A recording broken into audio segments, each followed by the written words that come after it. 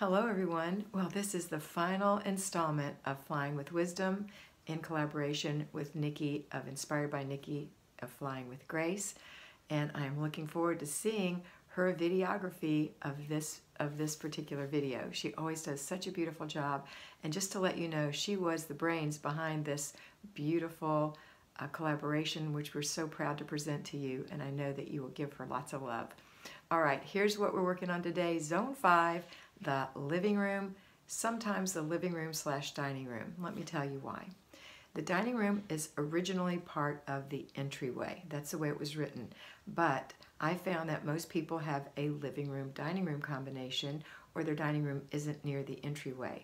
So if your dining room is right next to the entryway, you might want to make that part of the entryway zone. But if it isn't, let's keep it here in zone 5. Okay, so what are we doing in our living room? Well, you're decluttering. Remember that? You're decluttering by throwing away, putting away, giving away. If your living room is livable, you probably don't have clutter filling the whole room, but you might have some clutter in areas that you can see or areas that are hidden. So your job is to take your planner and to write down what you want to declutter in this room.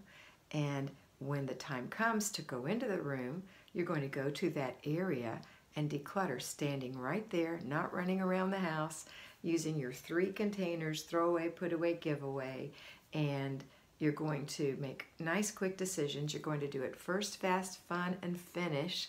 When the 15 minutes is up, you're going to complete your process. You're going to take the garbage out of the house. You're going to take the giveaway out of the house to the back of the car. And you're going to take time to put away nicely the things that you have collected. If you don't have room, remember what I say, put it in a container in the corner of that room until such time as you've decluttered enough to put it away. Now, be very, very picky about what you keep, okay? All right, so let's say you've decluttered this room. Well, I'd like you to take a spiral-bound notebook for this room and any room in your house and list from the ceiling to the floor everything that you would pay someone to do if money was no object to keep this room in tip-top shape. And then you do those things. So you'll start with the most obvious thing. So if it's the floor is super dirty, then maybe you want to mop the floor if it's a hardwood floor. Or maybe it's a carpet and you want to vacuum it really well, not just like we do on our weekly home blessing hour, but really behind the furniture, in the corners. And if you can get under the furniture, that's great. Making your pretty lines, that's fine. 10 minutes though, one job only. Maybe something else you want to do is really get your furniture clean. Maybe you want to take a polish cloth and some polish and polish the furniture.